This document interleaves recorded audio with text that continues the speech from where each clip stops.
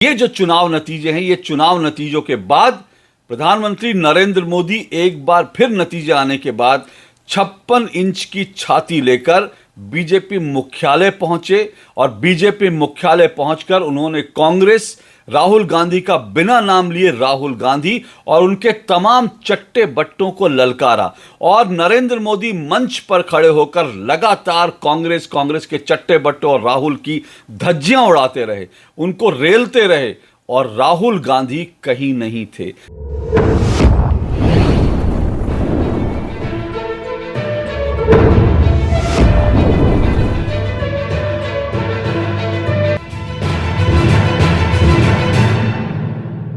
आज के वीडियो की शुरुआत मैं आपको दो कहावत यानी दो लोकोक्तियां सुनाकर कर रहा हूं।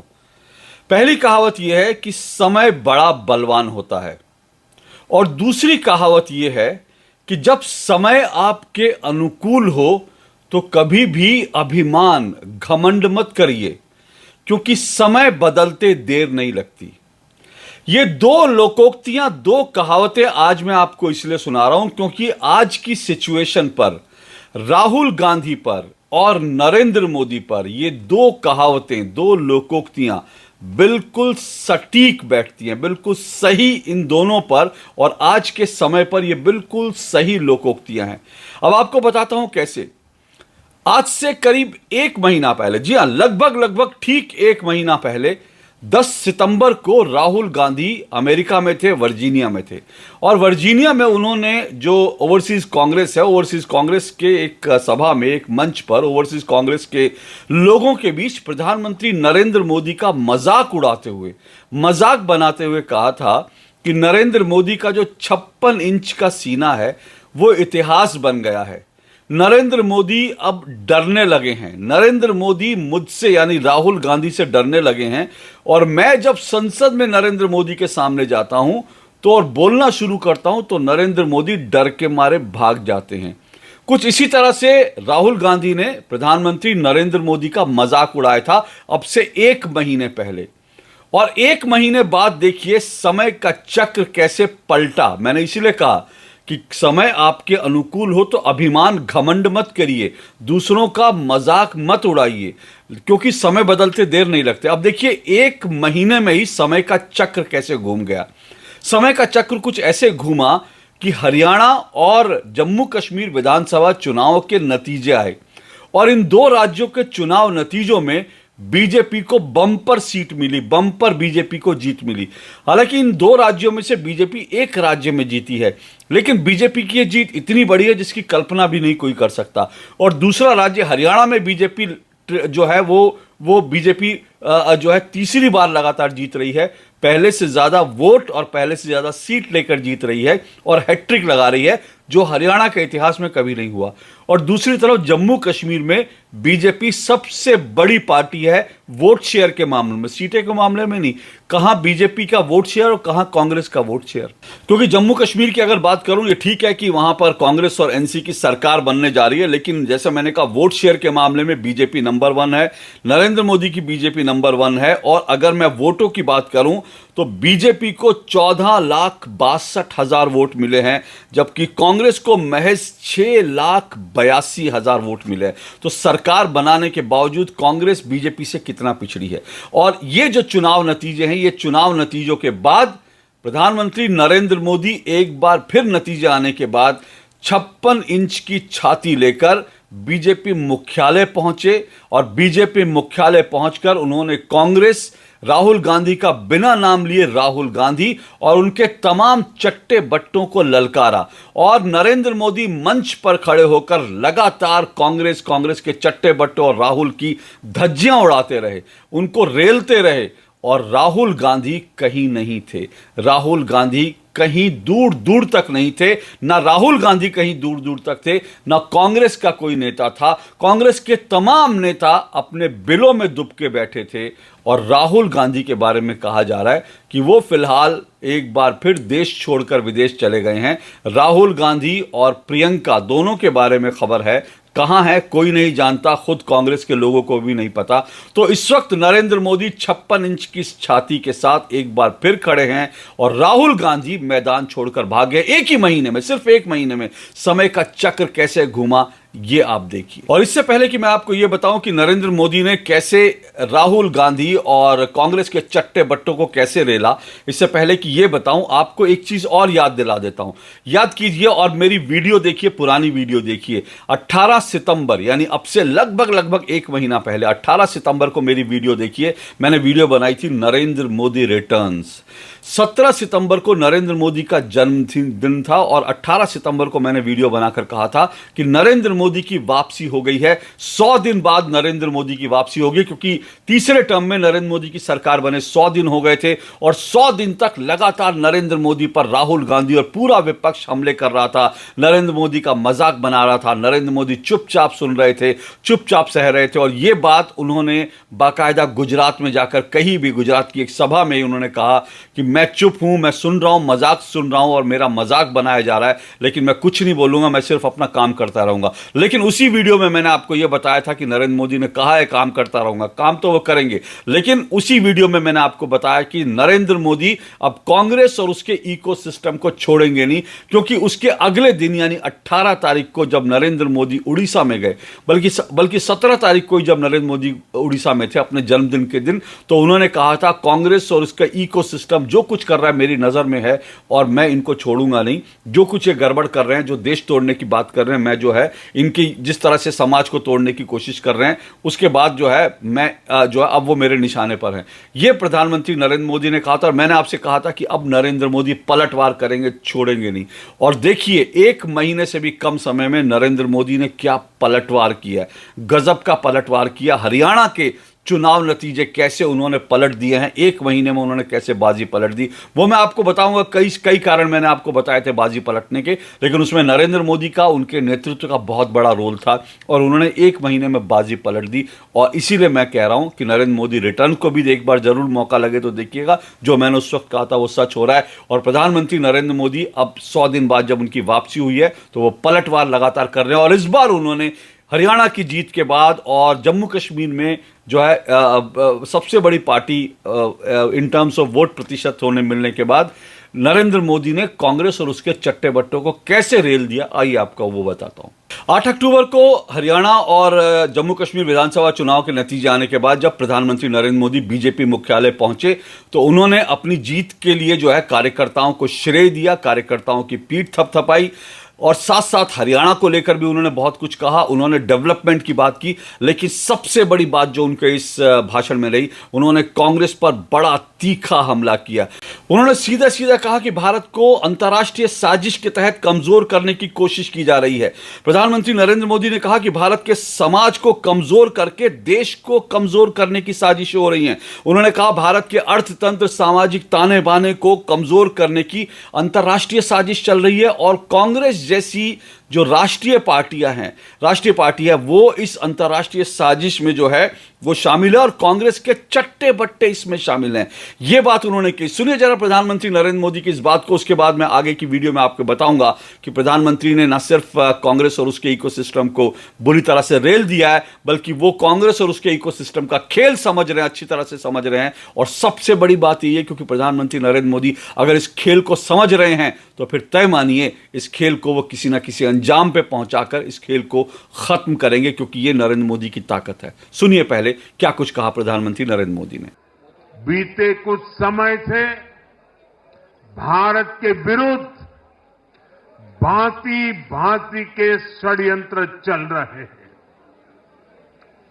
भारत के लोकतंत्र को, भारत के अर्थतंत्र को, भारत के सामाजिक ताने बाने को कमजोर करने के लिए भांति भांति की साजिशें हो रही है, अंतर्राष्ट्रीय साजिशें हो रही है।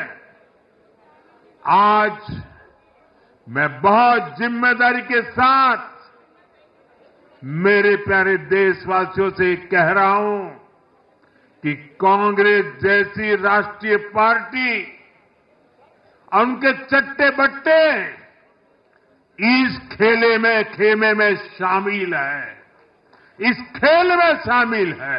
तो भारत को कमजोर करने की जो अंतर्राष्ट्रीय साजिश है, कांग्रेस और उसके चट्टे बट्टे इस अंतर्राष्ट्रीय खेल में शामिल हैं, ये कहा प्रधानमंत्री नरेंद्र मोदी ने। मेरे जैसे बहुत सारे पत्रकार जो यूट्यूबर हैं, जो राजनीतिक विश्लेषक हैं, वो लगातार इस बात को कह रहे थे। जो कुछ खबरें देश भर से आ रही थी, लगातार जिस तरह की खबरें आ रही थी, वो ये खबरें बता रही थी कि भारत को लगातार कमजोर करने की कोशिशें की जा रही हैं। ये बात हम सब समझ रहे थे और हम सबको लग रहा था, सब लोगों को ये लगता है यार ये बात हम समझ रहे हैं, क्या प्रधानमंत्री नरेंद्र मोदी नहीं समझ रहे? ये देश तो ऐसे बिखर जाएगा, टूट जाएगा, चिंता सबको थी। लेकिन यकीन मानिए कि प्रधानमंत्री नरेंद्र मोदी ने जो कहा, इसका मतलब साफ है कि जो तमाम साजिशें हैं, प्रधानमंत्री नरेंद्र मोदी उन साजिशों को समझ रहे हैं। और उनका समझने का मायने यह है कि वो इन साजिशों को अगर समझ रहे हैं तो इन साजिशों को नाकाम करने की ताकत भी वो रखते हैं। क्योंकि अब तक अगर आप देखेंगे 2014 के बाद से, मैं आपको कई बार बता चुका हूं कि 2014 के बाद से लगातार जो है भारत को कमजोर करने की कोशिशें चल रही हैं। और ये कोशिशें कई स्तर पर हुई हैं, कभी किसान आंदोलन के नाम पर, कभी सीए के नाम पर, और कभी जो है दूसरे जो विरोध प्रदर्शनों के नाम पर, कभी अवार्ड वापसी के नाम पर। और अक्सर जो है लोगों को ये लगता है, जो राजनीतिक विश्लेषक है, कई पत्रकार हैं जो भारत की चिंता करते हैं, यहां तक कि जो बीजेपी के जो हित चिंतक हैं, उनको भी कई बार लगता है कि इतना सब कुछ हो रहा है, नरेंद्र मोदी ये नहीं कर रहे, नरेंद्र मोदी वो नहीं कर रहे, नरेंद्र मोदी ने क्यों नहीं जो है सीए का विरोध प्रदर्शन था तो उस पर क्यों नहीं गोलियां चला दी, नरेंद्र मोदी ने क्यों नहीं जो है किसान आंदोलन को लेकर के जो उसको कुचल दिया। ये सब चीजें लोग अपने अपनी तरह से सलाह देते थे। लेकिन मत भूलिए कि प्रधानमंत्री नरेंद्र मोदी को 23 साल हो गए हैं सत्ता में, और वो आपसे और हमसे ज्यादा साजिशों को भी समझते हैं, साजिशों को नाकाम करना भी समझते हैं। अगर वो 23 साल तक लगातार सत्ता के शीर्ष पर, पहले गुजरात में और अब जो है देश में सत्ता के शीर्ष पर बने हुए हैं, तो कम से कम उनके पास राजनीतिक समझबूझ हम सबसे ज्यादा होगी। और इसीलिए अगर प्रधानमंत्री नरेंद्र मोदी ने कोई कड़ा कदम नहीं उठाया तो इसलिए ताकि भारत का हाल बांग्लादेश जैसा ना हो जाए। मैंने आपको पहले भी बताया था कि बांग्लादेश की प्रधानमंत्री जो शेख हसीना थी, जब उन्होंने जो वहां पर प्रदर्शन चल रहे थे, विरोध प्रदर्शन चल रहे थे, जब उन्होंने विरोध प्रदर्शनकारियों पर जो है कड़े कदम उठाने शुरू करे, कई विरोध जो प्रदर्शन कर रहे थे ऐसे लोगों को गोली मारी गई, तब भारत में लोग तालियां बजा रहे थे और भारत में लोग कह रहे थे कि ऐसा नरेंद्र मोदी को भी करना चाहिए। लेकिन उसके बाद जो कुछ किया जो है शेख हसीना ने, उसका परिणाम क्या हुआ, वो आपने देखा कि उनको बांग्लादेश छोड़कर भागना पड़ा। तो नरेंद्र मोदी को कब, कैसे, किस तरह से चीजों से निपटना, ये अच्छी तरह से जानते हैं वो। और इसीलिए जो है देखिए, किसान आंदोलन आज जो है वो लगभग जो है हाशिए पर हो गया। हरियाणा का चुनाव में बिल्कुल हाशिए पर किसान आंदोलन पहुंच गया, क्योंकि किसान आंदोलन के दम पर जो है कांग्रेस हरियाणा चुनाव जीतने का सोच रही थी, लेकिन बिल्कुल हाशिए पर सिमट गया किसान आंदोलन। सीए जो है वो लागू हो चुका, सीए आंदोलन सिमट गया। 370 जो है वो देखिए कि किस तरह से लागू हो गया, और कश्मीर अब किस तरह से लगातार आगे बढ़ रहा है। हालांकि बीजेपी वहां कश्मीर में जीत नहीं सकी, वो जीत नहीं पाएगी कभी भी, क्योंकि मुस्लिम डोमिनेटेड एरिया में बीजेपी कभी नहीं जीत पाएगी। लेकिन नरेंद्र मोदी उसको भी टैकल करना जानते हैं। और इसके साथ साथ अगर आप ये देखिए, मैंने आपको ये भी बताया था कि वक्फ बोर्ड जो है वो जेपीसी को भेजा गया, लेकिन जेपीसी में जाने के बाद वक्फ बोर्ड ठंडे बस्ते में नहीं गया, बल्कि नरेंद्र मोदी उसको देर सवेर लागू करेंगे। कैसे करेंगे या उनकी समझ पे छोड़ दीजिए, ज्यादा समझदार बनने की कोशिश मत कीजिए। वो आदमी राजनीतिक समझबूझ हम सबसे ज्यादा रखता है, इसीलिए वो देश का प्रधानमंत्री है। तो ये मैंने आपको बताया था। तो ये तमाम चीजें, अब उन्होंने कांग्रेस की तमाम चीजों, इन साजिशों को समझ रहे, ये अच्छी बात है। फिर उन्होंने कांग्रेस पर क्या हमला किया, उन्होंने कहा कांग्रेस जो है किस तरह से जाति के आधार पर समाज को छिन्न भिन्न करने की कोशिश कर रही है। और उन्होंने कहा कि कांग्रेस दलितों से और ओबीसीज और जो हैं पिछड़े हैं उनसे नफरत करती है, इनको उच्च पद पर नहीं देख सकती। अब आप सोचिए कि जब राहुल गांधी लगातार जाति का कार्ड खेल रहे थे, और इसको लेकर मैंने भी और कई लोगों ने लगातार चिंता जताई थी कि जिस तरह से हिंदू समाज को तोड़ने की कोशिश कर रहे हैं, वो एक बड़ा खतरनाक ट्रेंड है, भारत के लिए खतरा है। अब ये खतरे हम समझ रहे थे, तो टॉप पे बैठे नरेंद्र मोदी भी ये समझ रहे थे इन चीजों को। और इसीलिए जो है इन बातों को समझते हुए उन्होंने हरियाणा चुनाव में जिस तरह से जाति के आधार पर जो है एक समीकरण बैठाया, उसके कारण बीजेपी को वहां बड़ी जीत मिली। क्योंकि कांग्रेस ने वहां पर किसान, जवान, पहलवान जैसे नारे देकर, संविधान के नारे देकर, जाति का नारा देकर, जाटों का नारा देकर और पिछड़े दलित का नारा देकर उन्होंने जो है दलितों को लेकर राहुल गांधी लगातार जिस तरह से जो है खतरनाक खेल खेल रहे थे, यहां तक कि वो एक दलित के घर पहुंच गया और खाना खाने पहुंच गया। अच्छी बात है, उनको दलित के घर खाना खाना चाहिए, लेकिन वहां पर उन्होंने झूठ बोला कि दलितों के घर में क्या खाया जाता है किसी को पता नहीं, तूर की दाल खाते हैं, ये बैगन की भाजी खाते हैं, चने की सब्जी खाते हैं। अब ये भाई ये सब हम भी खाते हैं, तो इसका मतलब ये नहीं है कि वो दलित ही खाते हैं, वो हम भी तूर की दाल, हम भी बैगन भाजी खाते हैं, तो इसका मतलब ये नहीं है कि कि दलितों के घर खाना अलग होता है। तो ये गरीब और अमीर का अंतर जरूर हो सकता है, गरीबों का खाना अलग होता है अमीरों का, लेकिन ये नहीं है कि दलित का अगर आर्थिक रूप से कोई समानता है तो उसमें खाना का फर्क नहीं आ जाता, दलित का खाना जो अलग नहीं हो जाता। तो ये सब चीजें करके राहुल गांधी लगातार समाज को तोड़ने की कोशिश कर रहे थे। लेकिन यहां भी नरेंद्र मोदी ने हरियाणा के चुनाव में ये जो जाति का कार्ड था वो बिल्कुल फ्लॉप कर दिया। दलित, ओबीसी, बीजेपी को भारी संख्या में बीजेपी को ये वोट मिले हैं और इसीलिए जो है कांग्रेस वहां पर जो है इतने 10 साल बाद भी वापसी नहीं कर सकी। नरेंद्र मोदी ने राहुल गांधी को बड़ी बुरी तरह से रेला। उन्होंने कहा जो लोग चांदी का चम्मच लेकर पैदा हुए ना, वो लोग गरीबों को जाति के नाम पर बांटना चाहते हैं। ये प्रधानमंत्री नरेंद्र मोदी का राहुल गांधी पर पिछले कुछ दिनों में अब तक का सबसे बड़ा हमला था। और जो है इस तरह से उन्होंने कहा कि जो लोग चांदी के चम्मच लेकर मुंह में पैदा होते हैं वो गरीबों को जाति के नाम पर बांटना चाह रहे हैं, लड़ाना चाह रहे हैं। और एक्चुअल में राहुल गांधी की राजनीति बिल्कुल यही है जो नरेंद्र मोदी ने पकड़ लिया है। फिर उन्होंने क्या कहा, उन्होंने ये भी कहा कि कांग्रेस जो है समाज में जाति का जहर फैला रही। अब ये सब चीजें अगर प्रधानमंत्री नरेंद्र मोदी समझ रहे हैं तो ये एक शुभ संकेत है, अच्छा संकेत है, क्योंकि जिन समस्याओं को नरेंद्र मोदी समझ रहे हैं उनके समाधान भी नरेंद्र मोदी देंगे, वो ताकत रखते हैं।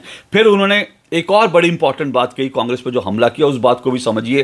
कुछ लोग अगर कांग्रेस की वापसी की बात कर रहे हैं, कुछ लोग अगर कांग्रेस को जननायक, राहुल गांधी को जननायक की तरह प्रोजेक्ट कर रहे हैं और कह रहे हैं कि राहुल गांधी की वापसी है, तो ये समझिए कि एक तो मैंने कहा कि जब समय बदलता है तो चीजें बदल जाती है। अब देखिए अभी तक जो है 2024 के चुनाव के बाद राहुल गांधी लगातार लग रहा था कि राहुल गांधी का समय बड़ा अच्छा चल रहा है, नरेंद्र मोदी का समय खराब चल रहा है और राहुल गांधी अब जो है लगातार नरेंद्र मोदी पर हमले कर रहे हैं। लेकिन देखिए समय कैसे बदला। हरियाणा चुनाव में समय बदलने का संकेत तभी मिल गया था जब राहुल गांधी ने हरियाणा के चुनाव में एक सभा में उन्होंने जो है जलेबी की फैक्ट्री की बात कर दी थी। अब जलेबी की फैक्ट्री की बात करती राहुल गांधी जो है इस पूरे फेर में जो है ये पूरा जो एक नैरेटिव जो है राहुल गांधी को एक बार फिर हंसी उड़ी। लोगों ने जलेबी की फैक्ट्री को लेकर मीम बनाए और 8 अक्टूबर को जब चुनाव नतीजा आए तो लोगों ने अंतर्राष्ट्रीय जलेबी दिवस उस दिन मनाया और सब लोग उस दिन जलेबी खा रहे थे और राहुल गांधी की जलेबी की फैक्ट्री के जो पूरा मामला था उसका मजाक बना रहे। तो ये समय बदलते, मैंने कहा समय बड़ा बलवान होता है। समय बदल गया तो राहुल गांधी के मुंह से जलेबी की फैक्ट्री निकल गया और वो राहुल गांधी जो पकौड़े तलने का मजाक बनाते थे वो खुद जो है जलेबी बनाने का मजाक बनकर रह गए। और अगर फिर कह रहा हूं, अगर पकौड़े तलना जो है रोजगार नहीं है तो फिर जलेबी तलना भी रोजगार नहीं। और अगर पकौड़े तलना जो नरेंद्र मोदी ने कहा था अगर वो रोजगार है तो जलेबी बनाना भी रोजगार है। रोजगार के कई तरह की चीजें हो सकती है, पकौड़े तलना रोजगार बनाना, और जो है जलेबी तलना, हलवाई की दुकान खोलना, और जो है आप इस तरह के जो है पाव बर्गर आप बनाए, मोमोज बनाए, ये सब जो है ये लोग कर करके इस तरह की काम कर करके लोग बहुत पैसा कमा रहे हैं। यहां तक कि लोग जो है इंजीनियरिंग करके इस तरह के स्टार्टअप शुरू कर रहे हैं। तो इसको इस तरह से राहुल गांधी ने मजाक बनाया, आज वो खुद मजाक का पात्र बनकर रह गए। तो एक और चीज जो मैं कह रहा हूं कि प्रधानमंत्री नरेंद्र मोदी ने कहा, उन्होंने कहा कांग्रेस पे जो एक बड़ा हमला किया, उन्होंने ये भी कहा कि कांग्रेस जो है उसके लिए लोग नो एंट्री का बोर्ड लगा देते। और ये बात सही है। उन्होंने कहा कि आप जरा देखिए, प्रधानमंत्री नरेंद्र मोदी ने कहा आप जरा देखिए कांग्रेस की कब वापसी हुई है। ये और राहुल गांधी की वापसी को लेकर के एक बड़ा हल्ला मचाया जा रहा था, कांग्रेस वापसी कर रही है। लेकिन प्रधानमंत्री नरेंद्र मोदी ने याद दिलाया कि भाई अगर कांग्रेस की जो है वापसी किसी स्टेट में अगर कांग्रेस जीत गई है उसके बाद दोबारा, क्योंकि हरियाणा में बीजेपी तीसरी बार जीती और प्रधानमंत्री नरेंद्र मोदी ने ऐसे कई स्टेट गिनवा दिए जहां बीजेपी लगातार 2 बार 3 बार जीत रही है, बार जीत रही है, इस तरह से उन्होंने कह दिया।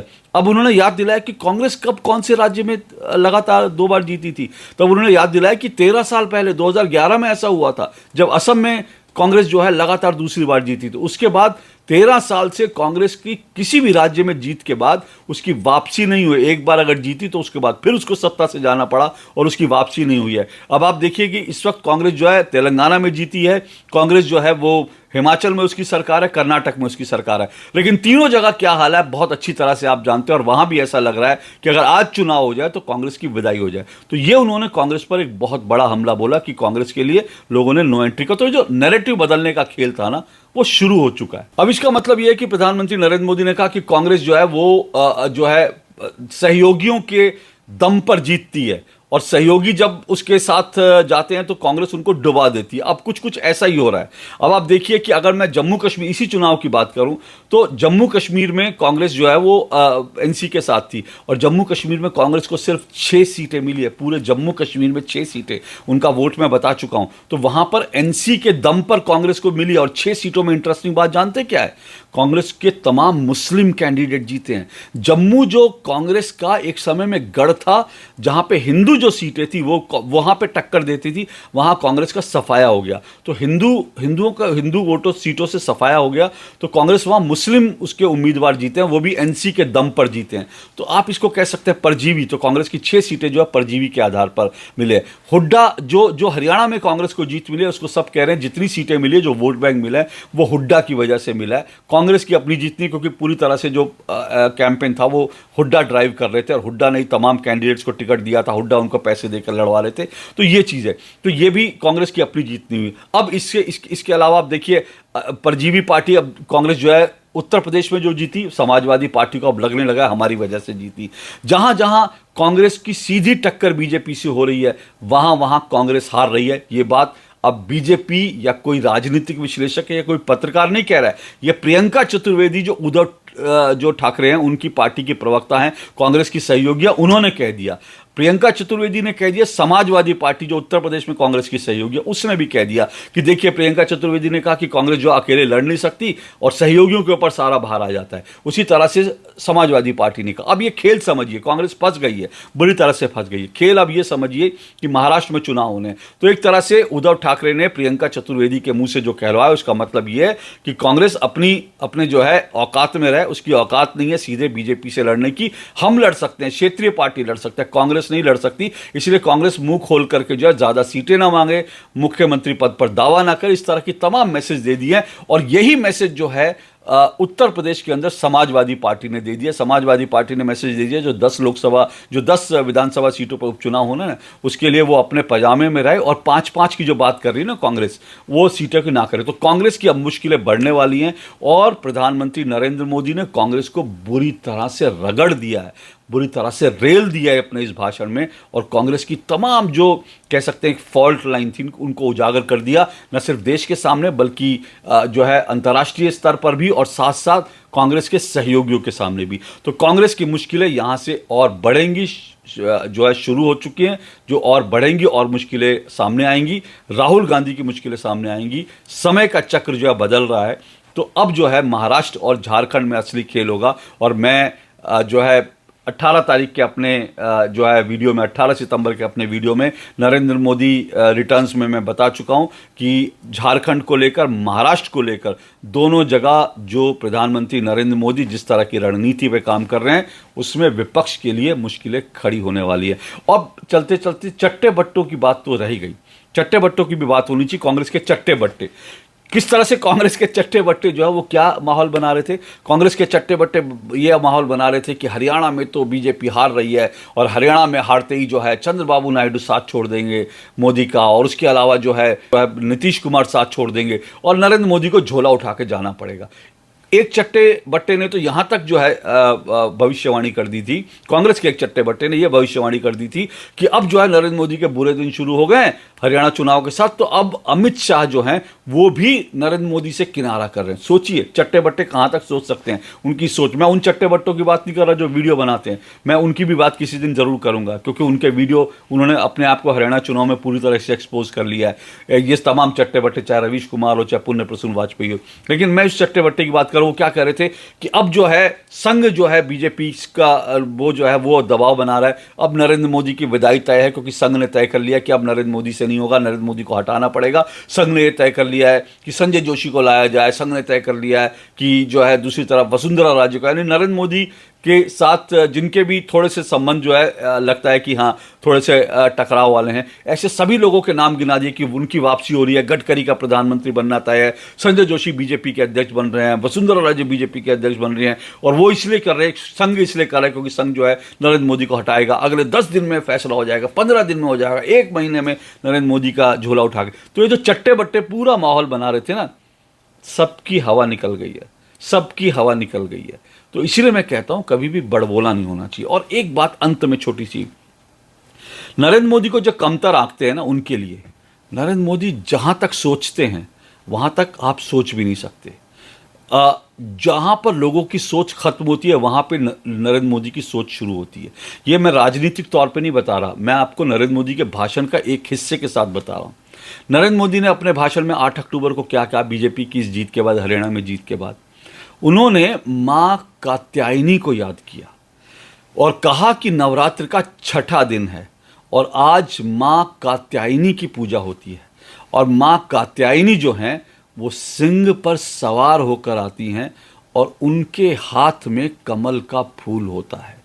कमल का फूल यानी बीजेपी का सिंबल। मां कात्यायनी, जिनकी छठे दिन, जब नवरात्र के छठे दिन मां कात्यायनी की पूजा होती है, उस दिन मां कात्यायनी आती हैं और वो सिंह पर सवार होकर आती हैं और उनके हाथ में कमल का फूल होता है। पूरे दिन किसी के जहन में, किसी के मन में ये बात नहीं आई। नरेंद्र मोदी ने ये बात कह के कैसे हिंदुओं का दिल जीत लिया, कैसे उन्होंने नवरात्र के साथ, श्रद्धा के साथ जो है भाजपा की जीत को जो है श्रद्धा के साथ मां के चरणों में समर्पित कर दिया। इस सोच के लिए सिर्फ यहाँ तक जो है सिर्फ नरेंद्र मोदी पहुँच सकते हैं। और इसीलिए मैं कह रहा हूँ कि ये जो है ना, इस बात को समझिए, नरेंद्र मोदी लंबी तैयारी करके आए हैं। जो लोग उनके झोला उठाने की तैयारी कर रहे हैं ना, मुझे लगता है कि उनको अपने झोला उठाकर जाने का वक्त आ गया है। आज के लिए इतना ही। नरेंद्र मोदी ने रेलाई करी है, जो रगड़ा है उसका आनंद लीजिए। अभी इस तरह की रगड़ाई और होगी, इसका भी इंतज़ार कीजिए। पर आज के लिए इतना ही। नमस्कार।